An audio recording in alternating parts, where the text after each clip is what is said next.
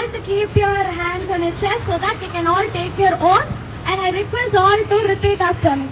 I pledge today on Constitution Day